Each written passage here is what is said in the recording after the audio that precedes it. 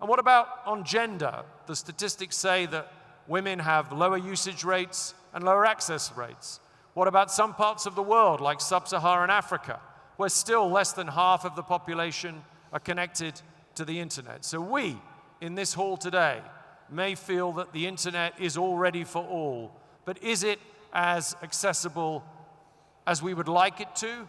And how do we close those gaps? So Ricky, I thought I'd start with you on the question of gaps. How might we close the gaps, and how might you define what those gaps are, and where should we look to close them first? Yeah, great question. So I think if I look at where the big gaps are, there's really three areas. Let's start with basic connectivity. I think Boria just spoke about this. You mentioned statistics. You know, the ITU estimates that today there's more than 3 billion people who are not online. UNICEF estimated that when COVID hit, there were 460 million students who could not connect remotely to an education facility.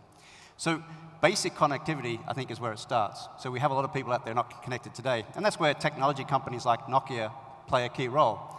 The reality is, and we have a lot of technologists in the room here, we have a fantastic toolkit of technologies. We have fixed networks, we have mobile networks, we have microwave, we have low Earth orbit satellite systems, we have high altitude platform technologies. So we're constantly innovating, and now it's a question of how do we bring that innovation to really connect people. And that's not just about technology, and I'm sure we'll talk about that, because it's more than technology. It's the ecosystem, it's governments, it's regulations that go with that. The second point is really then around, if you do have connectivity, do you know how to use it? Can you get the benefits of it? So to your point around gender diversity, around age, I will give an example. So my mother, who lives in Australia on a remote farm, her only connection to the world is a satellite link. And she only was able to use that because we gave her an iPad. She has no PC literacy at all. But she now lives, that's her lifeline, right? So providing education, tools, local language content, being able to teach teachers how to teach their children and use those tools is really vitally important. And I would say the third point, the last point, is there are many places, and I will use the US, which is where I live, where we have connectivity, but it's simply not affordable. People don't have the ability to purchase those monthly data plans. And so even though they have access to connectivity, they simply don't have the ability to make that connection. So again, how do we make technology and those connections affordable? How do we work with governments and regulators to make that more accessible? Am I allowed to ask you a quick supplementary? Yes. One of the speakers earlier, I think from another company you may know, Ericsson, talked about the importance of a progressive regulatory regime. Do you think countries are doing enough to focus on driving accessibility? I think countries are trying, but I think it's just more than just the regulator. It's the regulators, it's the governments, it's technology companies together. I think one of the areas where regulators play a huge part, and particularly when we think about mobile technologies, is how do we break down some of the cost barriers for providing connectivity to more rural parts of the country. And spectrum, I think, is a great example, right? How do we break down the cost of spectrum? Many countries, governments and regulators charge massive sums of money to get access to that vital spectrum, which actually takes capital expenditure away from their ability to fund deployments in more rural areas. So I do believe regulators have an important role to play in breaking down some of those barriers.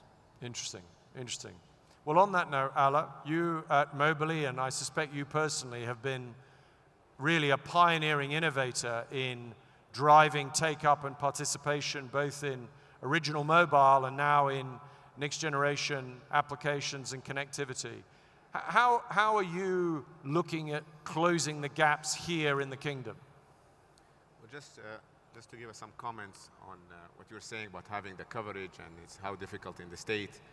I mean, Saudi Arabia is a quite large country. It's 2 million square kilometers. That's 8 times the size of the UK. 8 times the size of the UK.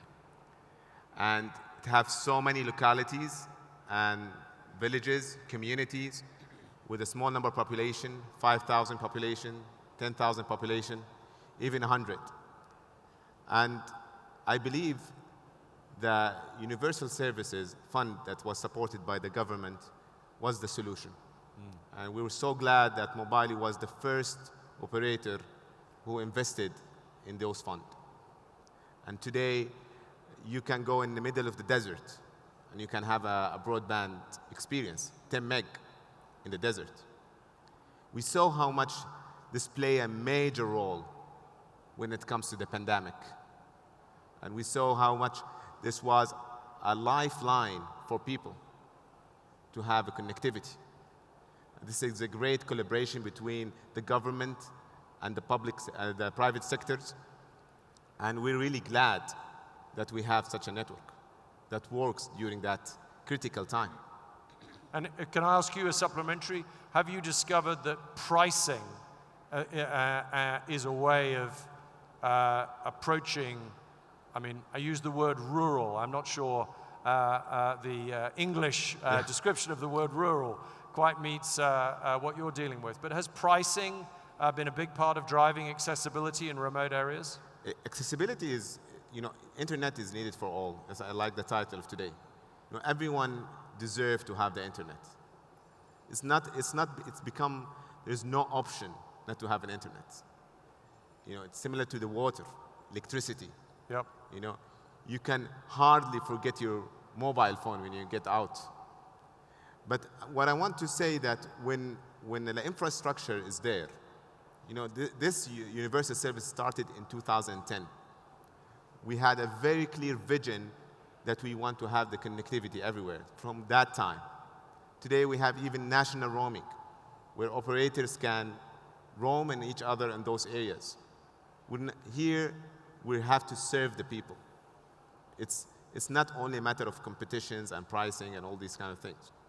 You need to provide the connectivity. It's a must. That's what I believe. Very helpful.